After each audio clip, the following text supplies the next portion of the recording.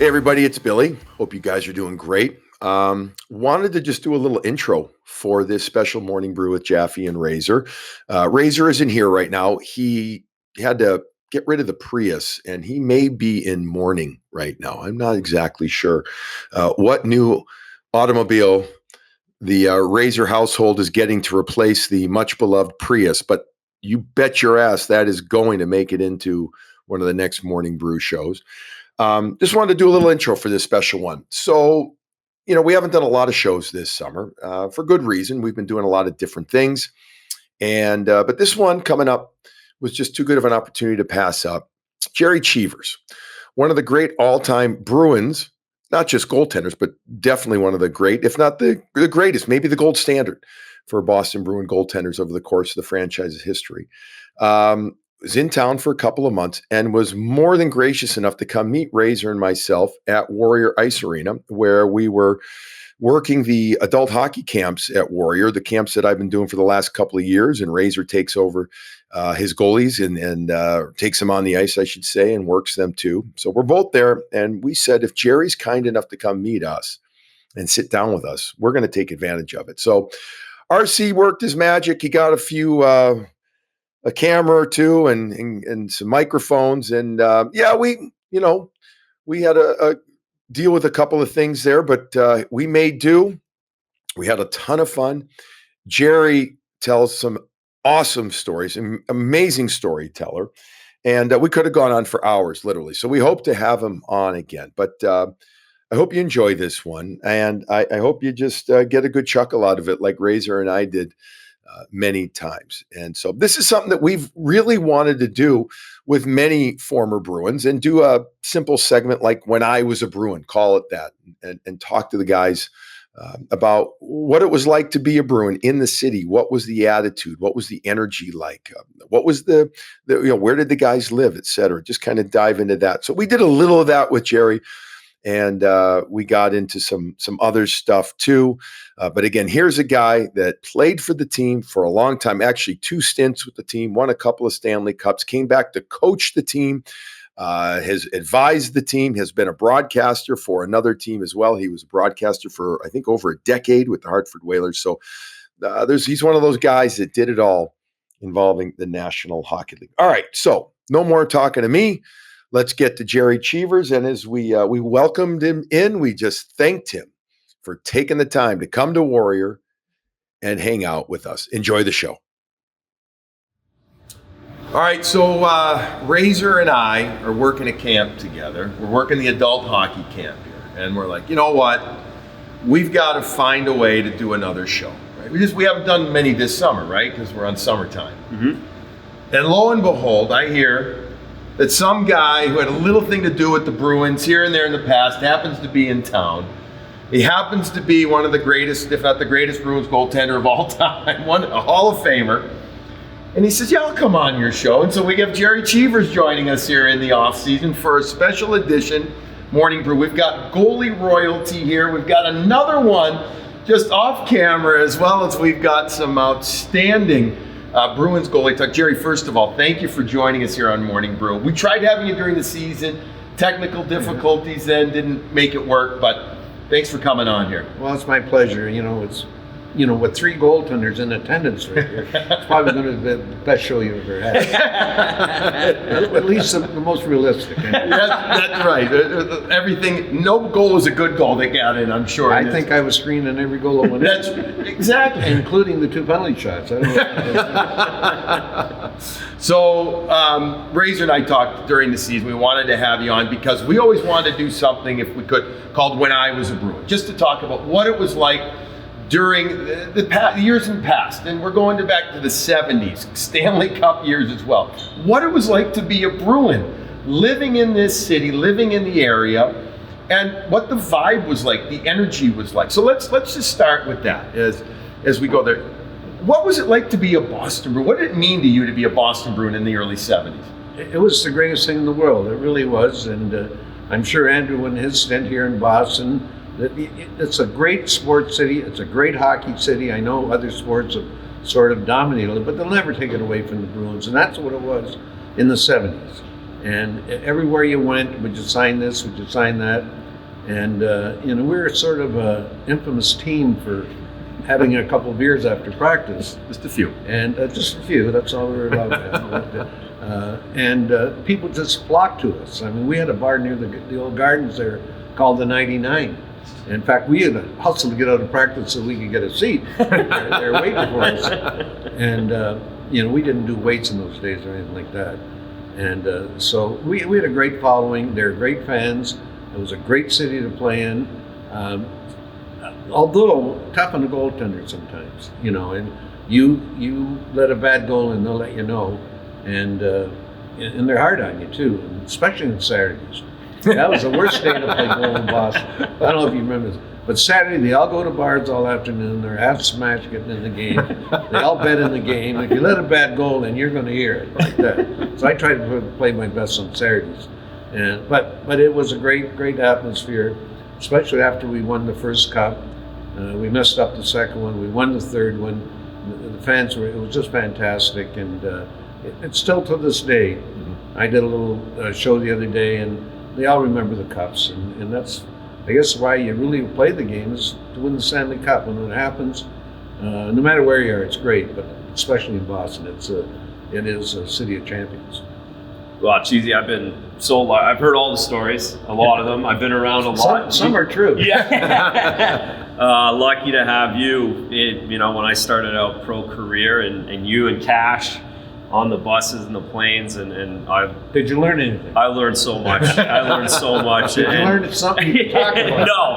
No, I was just prefacing. We can't talk about any of them, but you brought it up just quickly about how you didn't used to lift weights. I love your training camp, how you prepared for training camp. I'm sure everyone would get a kick out of hearing how you get ready for camp a couple days before. It was very simple because you had to weigh in. Yeah. 2 days before, I knew I was 3 or 4 pounds or more overweight. I used to get in my car, take a cleaning bag, you get your suit back from the cleaners, put it on me, put the heat up as high as it could go, and drive around for a couple hours. I used to go into camp, the best shape you've ever seen, until after the first practice when I put away about 30 Cokes. I was 2 pounds heavier than I went into my car. And that took care of everything. That's all. That's what training camps are for. Mr. Sinden was happy. Harry was happy. Yeah, right? he was. And there was also tricks of weighing in, which is another story. It's when you put that thing there, there's a little piece of, there's a lot of things. You could manipulate certain weights, put it that way. Yeah, well, you could. What did those, so in the day, guys, a lot of them did stuff in the off season to help offset or help make some income. Did you ever work in the off season? I had to. What did you do in the off season? Well, as a young kid, when I turned pro, I had to work just to make ends meet. I was on some form of construction or something like that. But then I found the racetrack, and it offered good jobs in the summer, Fort Erie Racetrack. And I got to work at the Mutuals. I worked in the backside. I walked horses, but a dozen a day. That sort of kept me in shape too. And I did that for 3 or 4 years. Then I went in on television with the Ontario Jockey Club. Mm-hmm. We did the Queen's Plate and their big races on TV. And that's mostly what I did in the summer. Then you get to be pro and make it finally to the National League, and you think you don't have to work, but a lot of guys still did work in the summer those days. Our income, dictated that we had to work. But once we got up there, it was okay. And we never skated. I mean, what Razor said about 2 days before training camp is when I really grinded to get in shape. We never skated. I later on in life we did, but I always skated as a forward.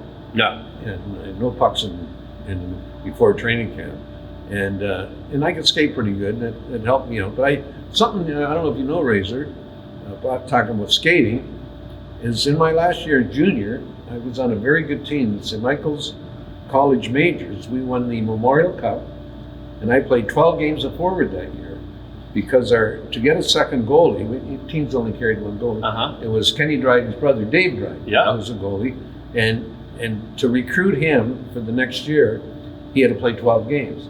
So Father David Bauer, who's a legendary coach in Canada, he said, I want you to play 12 games. And I didn't know if I was going to be pro or not. It was the best thing ever happened to me, playing 12 games. I found out a lot of things about myself. One thing is, I never wanted to go in a corner after the next time. And the next time I had a chance to go in the corner, the corner's over here, I went this way, because we played the Barrie Flyers my first game as a forward, and they were sort of a goonish team, and I was sort of aggressive playing goal. Honest to God, I went in the corner, and all 5 forwards come in the corner. They were licking their chops. What's this? That's when the next time I went to the other corner for some reason. But we didn't do much in those days. We had to work in the summer for a while, 5 or 6 years. I had a young family, and we had to make ends meet, and and go back to work in the winter. So, St. Mike's Memorial Cup, and then your pro career starts. What did that look like? How did it start out for you? You just said how you weren't sure if you were going to be a pro, if you were going to make it. And I'll tell you a quick story that when I went to St. Mike's, I was property of the Toronto Maple Leafs. There's only 6 teams, and the home team in the National League in those years had to supply a goaltender. Usually it was a reporter or something. But in Toronto, we had the Marlies and us, St. Mike's, both teams, Leaf teams.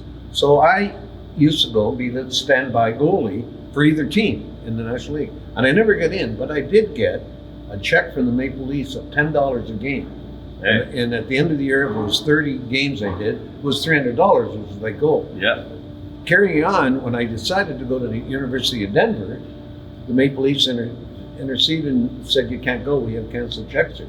And I was not allowed to go, honest to God, I was not allowed to go to college, and I was already signed with the University of Denver, agreed, I should say, and they stopped me from going, so I had to go pro. But they did take care of me, signing money-wise, and I get to training camp, and I look at the 3 goalies in the room were Johnny Bauer, Terry Sawchuk, and me.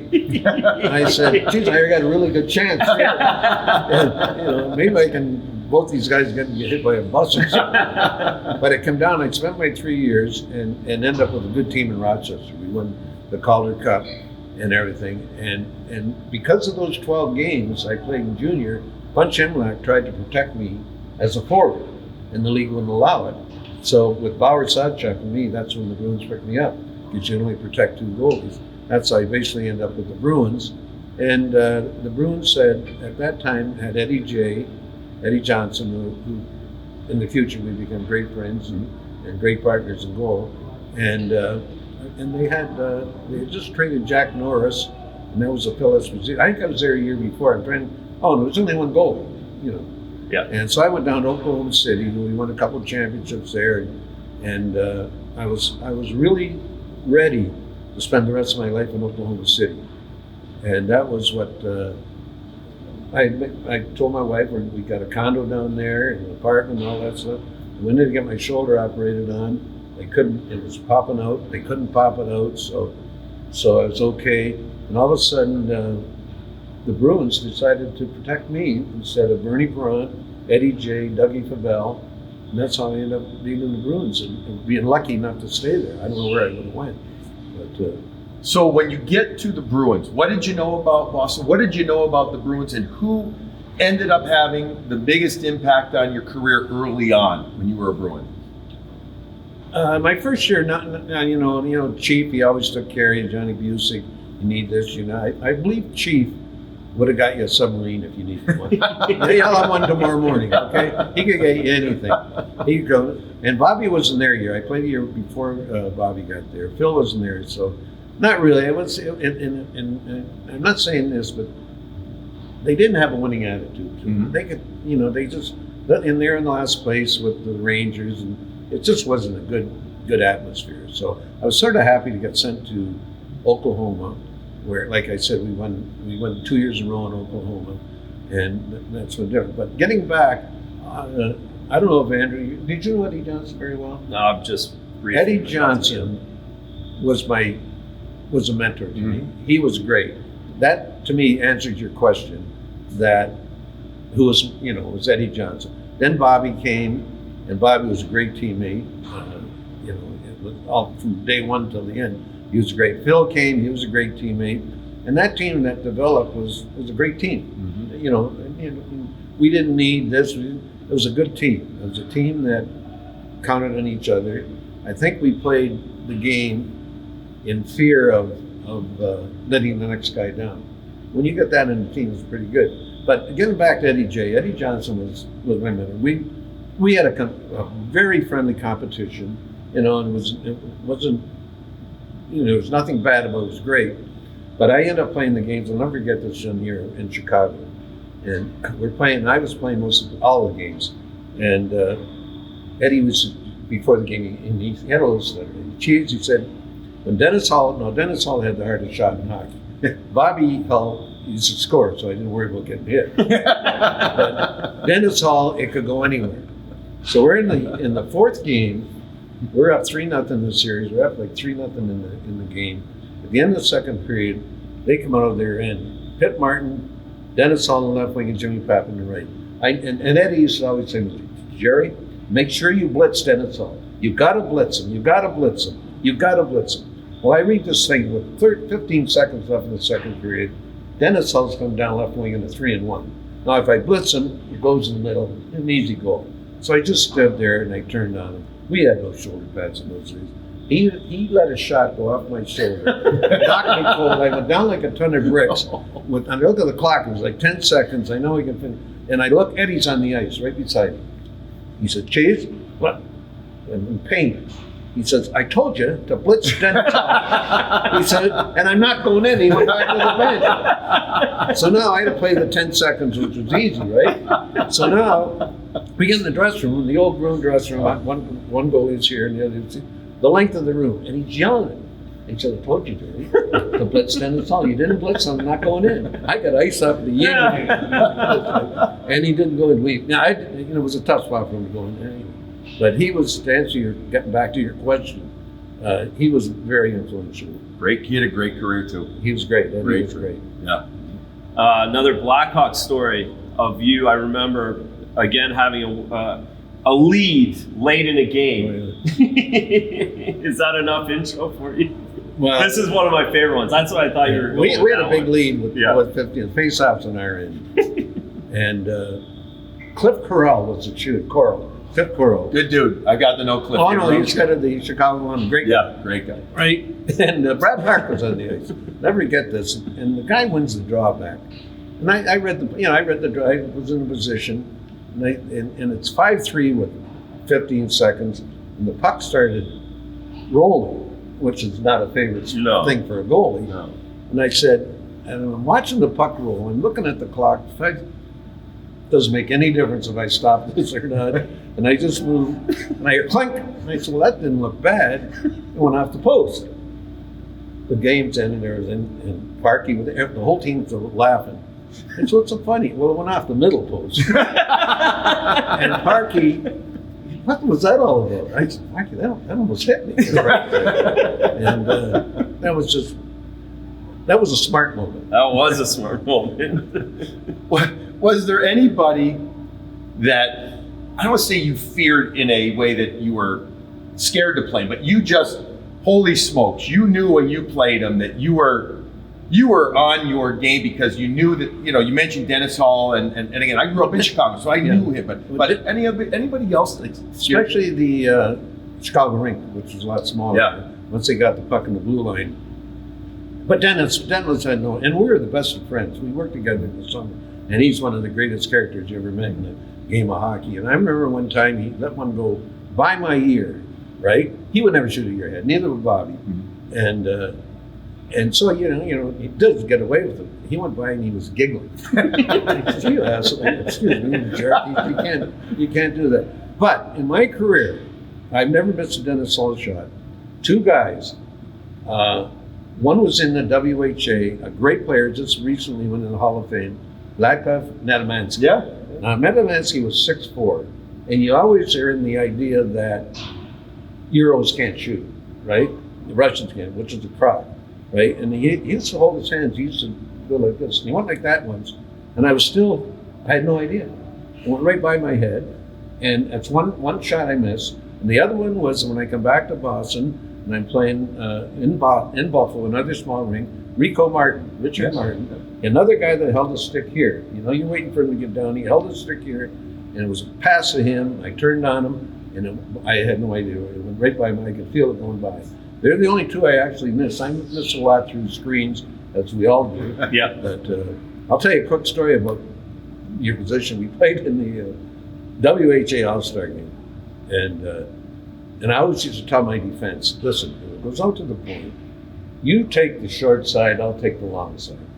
So for some reason, in this All-Star game, we get 2 men down, right? And who do you think's on the other team? Bobby Hull. And Bobby Hull, they had 1.5 inch curve, right? Yeah. And I tried to get down to 1/2 inch, and Bobby Hull, no, 1.5 inches, right? So I said to a dear friend of mine now, Brad Seller, who loved to block shots, right? And it's an All-Star game. You don't have to block shots in an All-Star game. And there we were in the puck, and I said, Brad, listen, you just take the short side, I'll take the long side. And they're bing, bing, bing, up the hall, right? And he wings one over, I'm right behind Brad. Happens again, bing, bing, bing, I'm farther behind him. So finally he scored, and I said, Brad, what? Was I supposed to have the long side or the short side? But no, I don't think I ever played being afraid. I was afraid of being scored on at bad times, obviously, but I was never afraid of a shot. I mean, you know, I always felt the farther out you went at the guy, the lower you're going to get it. That was a strategy. And I'm talking goalies today. I don't see anyone coming charging. I don't know how they're taught or anything like that, but I guess you can get the same result by just turning them and shutting them off. A little bigger equipment. Much Stand bigger. in there a little Yeah. easier now. Stand in a lot easier now. You know, we should talk, Razor, just Yeah, quickly, because yeah. we talked off camera Yeah. here, that Antoni Esposito, Uh-huh. who just passed away, God bless him. He was a great goaltender, and he was the first of two that butterflied, right? And for the guys that butterfly today, and I don't watch them that much, but they don't butterfly as much, but they're down a lot. This guy had a knack of shutting you off, smothering you, and he wasn't a big guy. He wasn't big, but when he went down, his timing was so precise that he smothered the shot. And I'm sure he got a lot up here, and he was quick and everything like that, but he was a good guy to mention to you. Yeah, great guy. And I want to go back to the Stanley Cup teams. I mean, now I'm part of the alumni and I was around you guys when I played, but now being around Taz and the whole crew, hearing those stories, just that run, the first one especially, what it was like, and the Canadian Bruin rivalry, if we can touch on that as well, with Ken Dryden, and it was something else. Well, the first one we won, we sort of knew we were going to win it, and we were a good team, and we played St. Louis in the finals, and it was a matter of time. And I always take credit for the goal that Bobby got through the air, right, the winning goal in overtime, because that made it 4-3 that game. And I let 3 terrible goals. And if I didn't let those 3 goals in, there would have been no overtime. 3-0 game. You might not have ever heard of it. That's right. Yeah. But that was, we won. Then we got cocky. Then we didn't work as hard. Then then the next year we were better. Mm-hmm. I think I only lost 4 games that year. And I think Eddie got hurt, and I went somewhere along the line, went 33 games without losing. But No big deal. well, the big deal was the game I lost, Lauren Esposito didn't play. Tommy Johnson was the coach. He sent him home. I didn't know until I got the game. No Esposito, it's on you, kid. Jeez, it was 4-0 at the 10-minute mark. Honest to God. In Toronto, Tommy Johnson called me and he said, we're getting ready for the playoffs. And he said, you want to play tonight in Toronto or tomorrow in Boston? I said, I'll play tonight. I didn't know that he sent Bobby and Phil home. I would have been right with him. I would have been on the plane with him. But that year we messed up. We should have won. We didn't win. I think Montreal won. And I'll go to my grave. We never beat Montreal, our team. And I know, and I'm friendly with a lot of Montreal guys. They don't blow their horn. They had 9 Hall of Famers. Yeah, we had 4.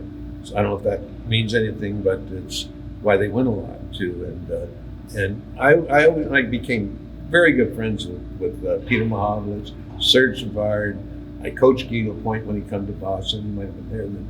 and we're all getting a flower. We're all good friends because we played in some international events. And I think that team we had that you asked about, we never hated Montreal. We hated the Rangers. We hated the Flyers after. That's the next era. But we never hated Montreal. I mean, we never hated. And one game I never forget, I tried to get something going. And they shoot the puck in the first period of Montreal. Now, Bob Gainey's an up and down left winger. I didn't know how big he was. And I said, I'm going to field the puck. And as soon as Gainey comes to me, I'm going to drill him. Just start some shit. Well, he ran over me like a Mack truck. That's the last time I ever tried it. And he was so big and strong. But I tried to start. We never hated him. That's my excuse. I'm sticking to it. And anger's good in hockey. We all know that. Sure, It creates the rivalries. And well, you can't have a rivalry unless you play in the playoffs against each other. And we played many of them. And that was a great rivalry. Later on, our rivalries with Philly were great too. And I hated Philly. We all hated Philly. Mm-hmm. Cash, Oh, I know. we all hated Taz. I mean, we had fights, and it was unbelievable. But and I had great success against Philly. I played very aggressive against Philly, and I had to. Also, they own your net. So, I almost had Paul Holmgren, who's one of the toughest guys ever. I almost had him crying once. And I thought, why would I do that? Right? But we won, so that's why you do it. your team had characters, right? We talked about it earlier. It was a great team. It was a true team. Did the characters ever make it difficult, almost meaning too much character, or did everybody know when to say when, so to speak? Everyone knew that nothing clashed in that room. We had some veteran leadership and everything like that. No, but the character of all characters was Derek. Right? Derek wasn't a problem at all. He was a great player, way better player than people really know about Derek. I mean, he got 30 goals in an era where when you're ace penalty killer, he got 30 goals. But he was we had a lot of characters. Johnny McKenzie who sat beside me, and occasionally he'd say, "Hey, sit down," or something like that. But no, we governed ourselves. We knew what we had, and we never let something wrong get in the way of trying to win. So but the city took it as a very, very Damon Runyon-like cast of characters. You know, they loved Johnny Pilot, they loved Derek. I've met more people named Derek in my life since saying, "Oh yeah, I was a great fan. In fact, I named my kid Derek." You know, like that. But that's Derek. What was it like to play goalie without a mask? We always talk about your infamous, probably the greatest mask in the history of the National Hockey League, the most unique one and most famous one.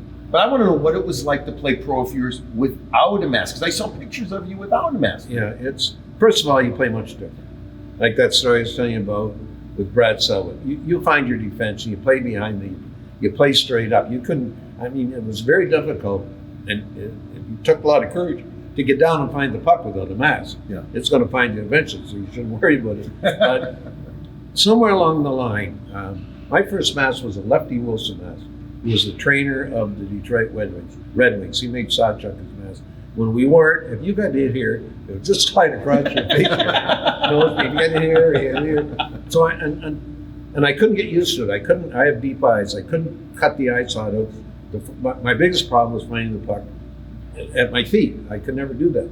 So somewhere along the line, I had made up my mind if I was going to stay in Boston, be the goalie for the Bruins, I had to find a mask. I found a mask maker in the South Shore, a guy named Ernie Higgins. I don't know if you remember him. His son Neil Higgins was a goalie. I searched him out, or he searched me out, and he made me a mask. And the philosophy was to be anchored to your chin. So when you got it, and it was spongy and everything, he made a good mask. And one day in St. Louis, I got hit right in the nose, and the mask sort of sprinkled all the fiberglass. He was in there the next day, and he said to me, "How was that?" I said, "Good." I said, "But we have a problem."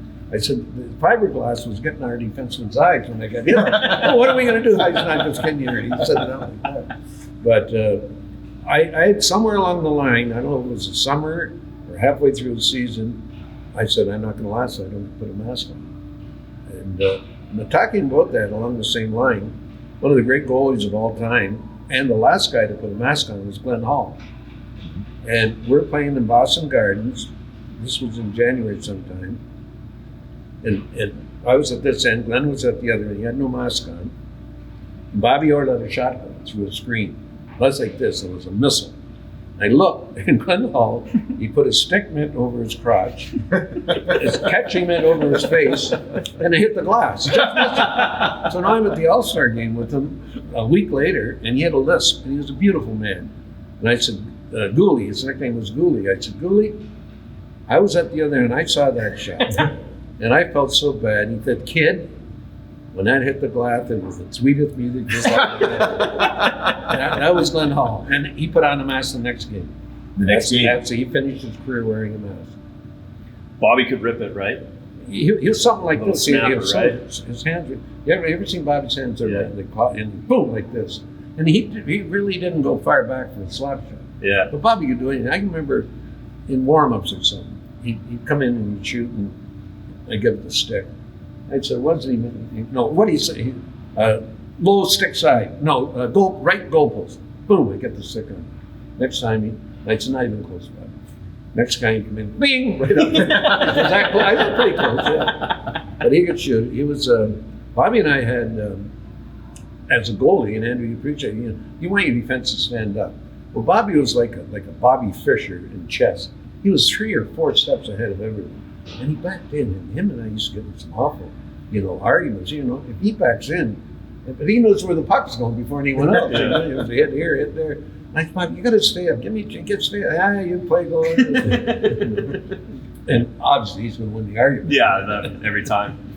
I know. I just want to jump in because I know you told the story a million times. I'm sure the stitches on the mask. We got to touch on that for anyone who doesnwhen who where that started from. When I lived in Andover, North Andover.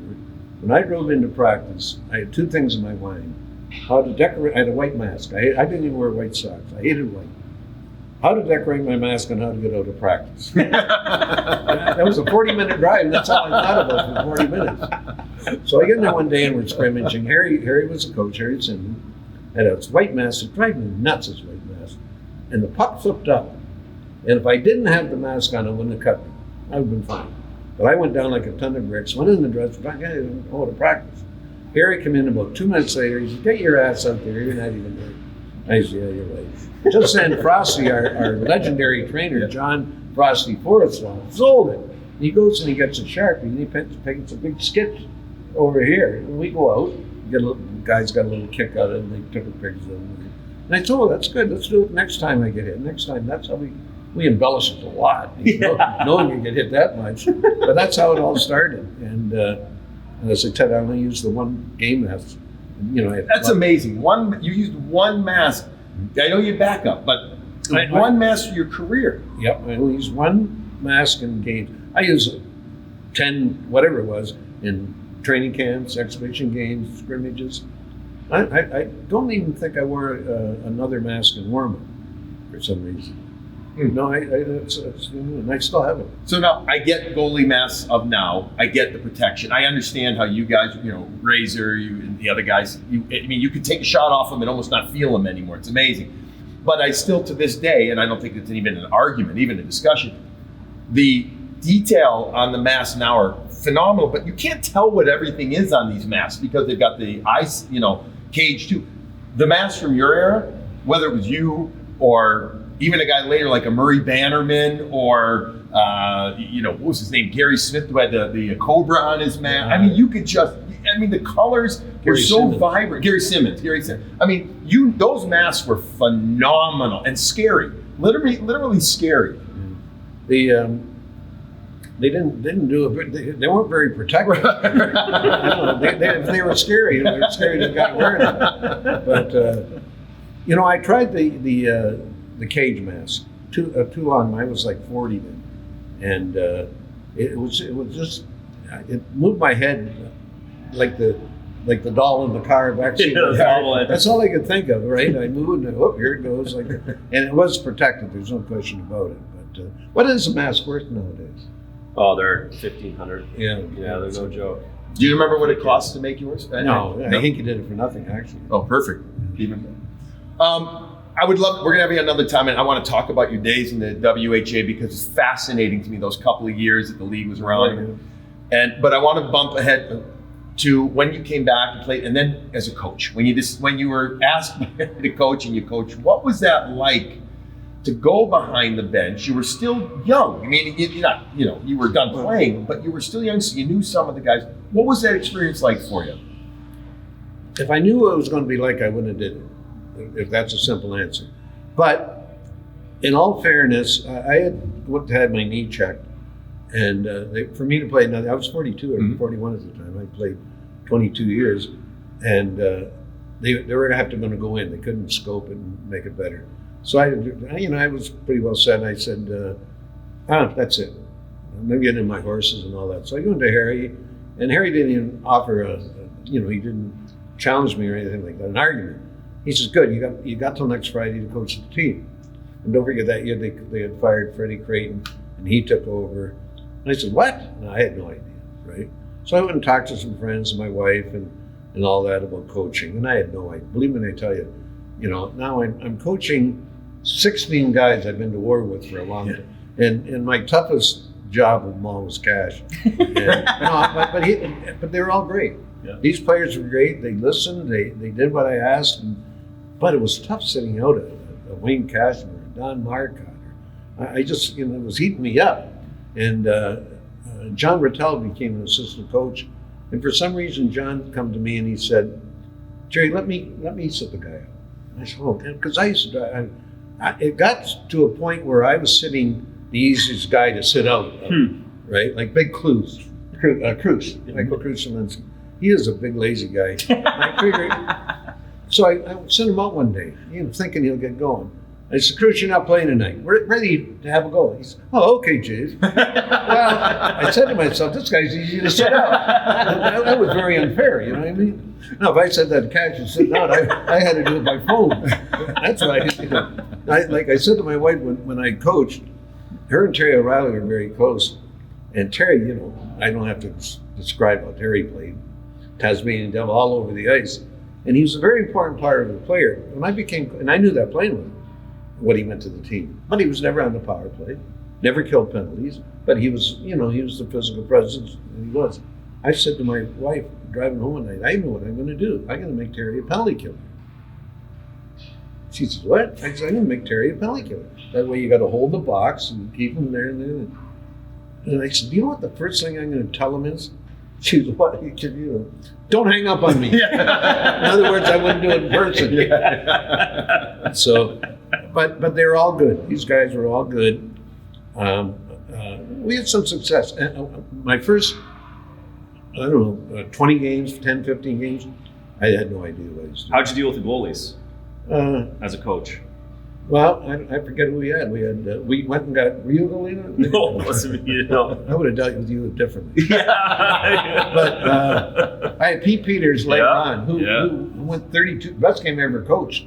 Vezina Trophy. But he had 32 games with a loss going into Buffalo. My record's 33. What'd you do? Did you sit everybody? Did you sit everybody? Johnny Wenzel said to me, why am I in the power play? I shall tell you after the game. But were you harder on goalies being a former, being a Hall of Famer? Not at all. Easier? No. I had Rogie, who was a fabulous guy, and he was near the end, and he, and players, players didn't have that much confidence. And I'm trying to think of and Marco Barron. He wasn't the answer, but we had him. No, I wasn't hard on goalies. I knew,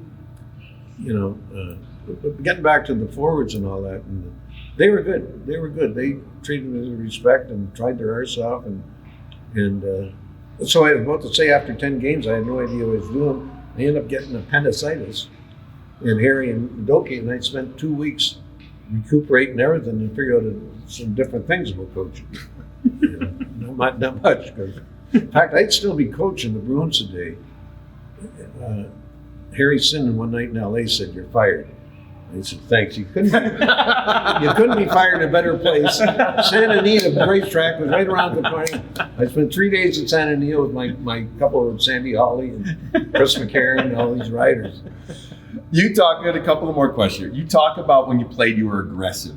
And you were. There are highlights on YouTube, on the internet, of you making a save and then taking off, going up to the red line. Well, if one of your, first of all, was that you must have been a pretty decent forward because you skated pretty darn Yeah, well. I- And what if another guy did that though? What would you think of that? Oh, and I'll jump into puck handling, right? Yeah, You were a no, great no, puck handler. I- No one else did that at the time. no, Very few. I have a picture someone showed me one time of me skating up the ice or skating with the puck, and you could see the Madison Square Garden Center logo. Okay? Yeah, no. But I'll tell you a funny story about that. You can't go by center ice, Right. and that was because, and I happened to be playing in a series. I was playing for the Sudbury Wolves. We're in the East Coast Hockey League Championship I Series. played for the Wolves. Yeah, well, in junior, yeah. That's the East Coast League. Yeah. And we were playing against Ottawa Hull Canadians, who are loaded. And their goalie was a guy who went to St. Mike's with me, a good friend, Cesar Maniego. Yeah. Great goalie, Cesar Another Maniego. good mask. Another Yeah, really great good mask. mask. Distinct. So, and it was run, Sam Pollock ran that team. So we were sort of, we were young guys, had a lot of fun, and we'd meet them in the first round. And we got a delayed penalty, right? And I'd never seen this before. Cesar Maniego, my dear friend, is in front of our net. Interference, checking me and everything like that. I said, what's going on here? I said, so the next guy, they get a delay, I go down in front of their net. And we go back and now it's a farce, right? Yeah. And the next year, that's why the goalies can't go by center ice. So good. Because he and I were in front of each other's net, interfering with them on the power play. We got to bring that back. That's great. Oh, I know. Good.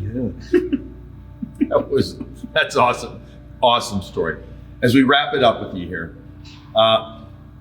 big general question, but I think it's a good one to end it with. What do you think of the game now? What do you think, I know you don't get to watch that much Bruins, you spend a lot of your time down in Florida, but what do you think of the game, the NHL game in general, and how much goaltending in particular has changed? I don't watch it that much to start answering that question, but I do watch it. I get mad at goaltenders for letting so many goals going up top, no matter who the goalie is. And I asked a scout one time, why are there so many goals going up top? He says there's nothing down below, which was a very simple answer. So I get mad at that a little bit. Watching the playoffs, I do. The team with the best goalie, the best defenseman, and 3 or 4 forwards are going to win. And that's what's happened 2 years in a row. They have the best goalie, the best defenseman, and 3 or 4 good forwards. And that's what you need to win. I still believe, and I was taught to believe this by Harry Sinden, you can't win unless you forecheck. Now, so many teams like Tampa, even though they're excellent on the rush, and the Bruins, who've got a couple of the greatest players in the game, their success is still by forechecking. Their success in forechecking, when they're successful forechecking, you got a good chance to win. But I look at other teams, and I can't think of them right now, and they attack, and if they're not successful, there's not much after that. Mm-hmm. But what do I think of the game? I think it's great. I watch Ronnie Francis, who I followed for 10 years in Hartford as a television guy. He's a classy guy. I hope he does well. Unfortunately, he's not going to do as well as Las Vegas, no matter how good they do. But he's done a great job. I'll be cheering for them a little bit. And I was cheering for the Bruins. I want to see them do good. I think they've done a great job, their organization.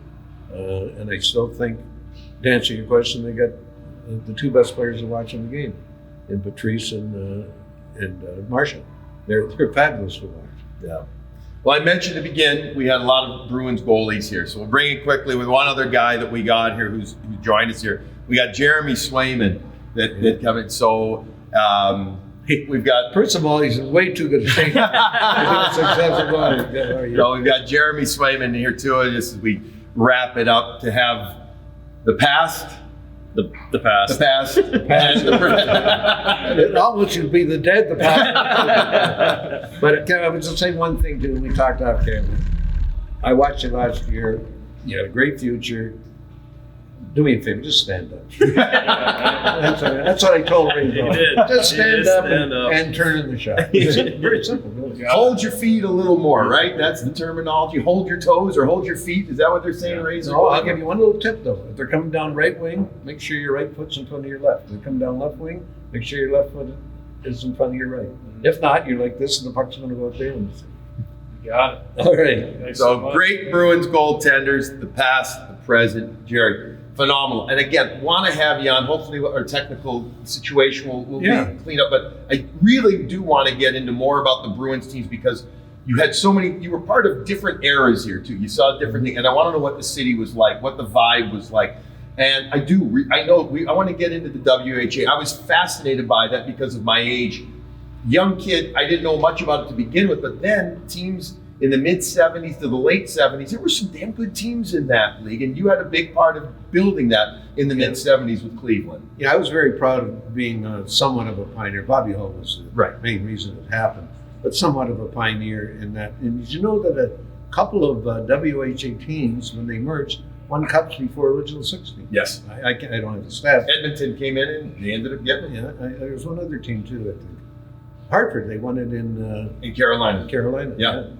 So awesome stuff, phenomenal stories. Thanks for doing it. Thanks for spending some time here with us at Warrior while you're here in Boston for a couple of months. We appreciate you joining us. Anytime. Hopefully we can do it through the winter. That would be great. All right. All right, Thanks, nice seeing you. great stuff. All right, guys.